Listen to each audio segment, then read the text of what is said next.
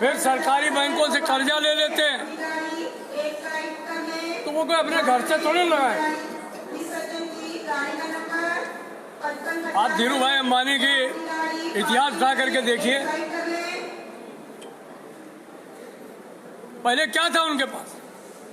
इस देश की जनता के बदौलत वो अंबानी हो गए। अडानी के लिए सरकार पलक पावड़ा बिछा के तैयार है।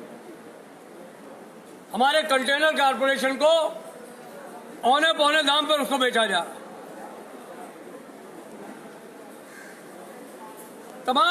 तमाम एल्स्टॉम, सीमेंस,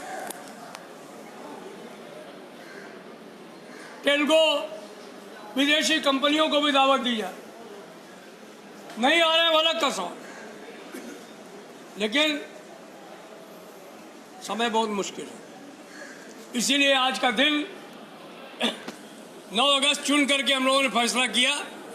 बहुत सारे लोगों ने कहा रविवार है, बहुत सारे लोगों ने कहा लॉकडाउन है।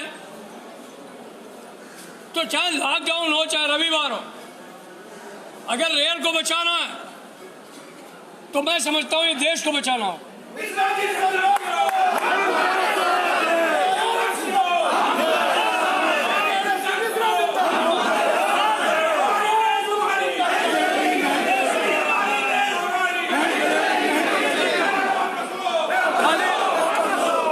खाली ये लड़ाई जो है वो रेल कर्मचारियों के लिए नहीं है, ये हमारे उपभोक्ताओं के लिए भी, ये लड़ाई हमारी इंडस्ट्री के लिए भी। कल को अगर ये निजी हाथों में 150 गाड़ियां दी गई तो आने वाले कल में 2000 भी दी जा सकती। उस दिन कह रहे थे, कई पत्रकार पूछते हैं, चैनल में मेरे से बात करते हैं कि भाई 5% गाड़ियों के लिए आप क्यों शोर मचा रहे हैं। मंत्री जी भी कह रहे थे। मैंने उनसे कहा कि खाला के मरने का गम नहीं, खाला के मरने का गम नहीं, गम तो इस बात का है कि मौत ने घर देख लिया।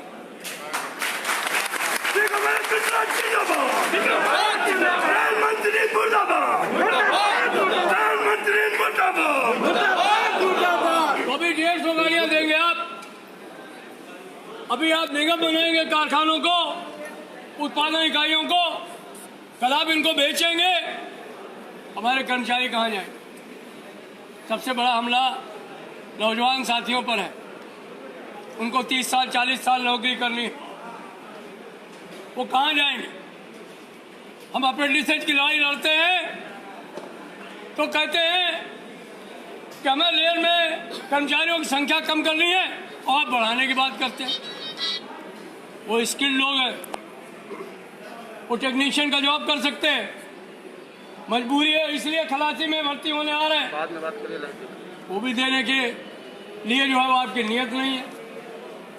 जहाँ पर रिक्रूटमेंट हो गए कह रहे हैं इनको रोक दो। एक आदमी से 3 काम कराने के लिए मल्टी स्किलिंग योजना लाने का प्रयास हो रहा है। हमारे सब साथी रात दिन मेहनत करके भारतीय रेल चलाने का प्रयास कर रहे थे और इन्होंने डीए पे ही रोक लगा दी। महंगाई पर रोक नहीं लगाएंगे, महंगाई भत्ते पर रोक लगाएंगे। नई पेंशन स्कीम इतना बड़ा धोखा है जिसका कि कोई हिसाब नहीं है। जो बच्चे नई पेंशन स्कीम में हैं, बच्चियां नई पेंशन स्कीम में हैं, उनको यही समझ नहीं आता कि हमारे रिटायरमेंट के बाद में हमको क्या होगा, फैमिली पेंशन मिलेगी कि नहीं मिलेगी। तो वैकेंसी आप भरेंगे नहीं, अप्रेंटिस को रेगुलर करेंगे नहीं। जिन गाड़ियों को हमारे लोग बेहतर तरीके से चला रहे हैं, सस्ते में देश की जनता को सेवाएं दे रहे हैं, उनको आप निजी हाथों में सौंपने की बात करेंगे। हमारे पास लड़ने के अलावा विकल्प क्या। आज हम अपने साथियों से यही कहना चाहते हैं कि आपको एक संकल्प लेना होगा। हमें मालूम है कोरोना की वजह से, लॉकडाउन होने की वजह से जितनी संख्या में लोग होने चाहिए थे नहीं, लेकिन सब पदाधिकारी यहाँ ये आपकी जिम्मेदारी है कि अपने अपने कारखाने में, अपने अपने ब्रांचेज में कल जाइए, उनको बताइए, एक एक साथी को तैयार करना है। भारत सरकार मानेगी तो ठीक है, रेल मंत्रालय मानेगा तो ठीक है, नहीं मानेगा तो जिस दिन से नई गाड़ियां चलाने का आह्वान होगा उसी दिन से रेल का चक्का भी जाम होगा। ये बात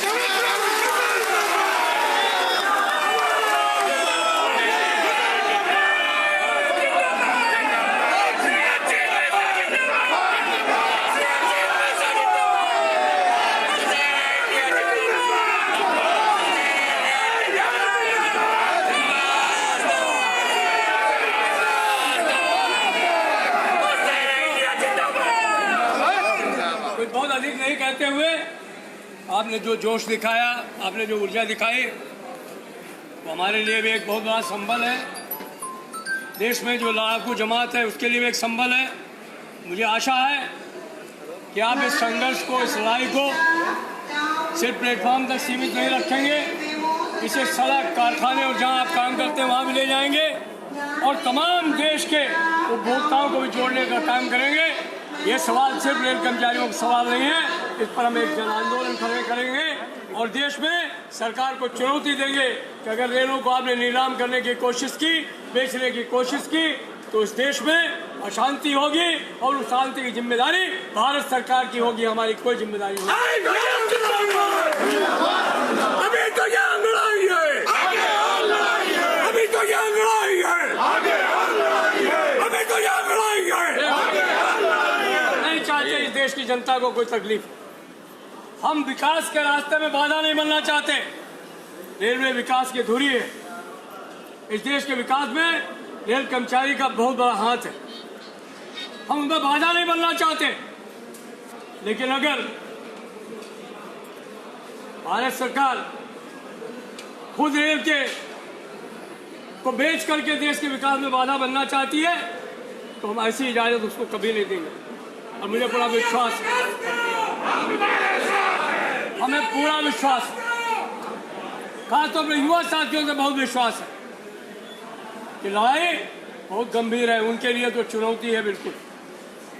इसलिए नौजवानों को संगठित करने की आवश्यकता है, महिलाओं को संगठित करने की आवश्यकता है और तमाम साथियों को संगठित करते हुए हमें संघर्ष के रास्ते पर उतरने की आवश्यकता है।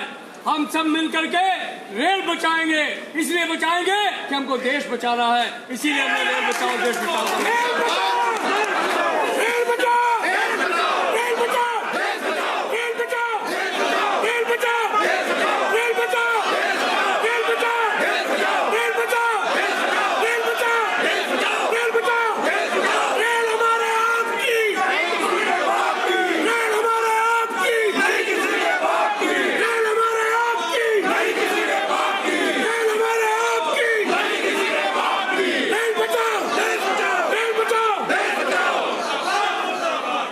और अंत में आपसे एक ही नारे के द्वारा आह्वान करते हुए मैं इसको समाप्त करूंगा अपनी बात को। वो ये है, हम अपना अधिकार मांगते, हम अपना अधिकार मांगते नहीं किसी से भी।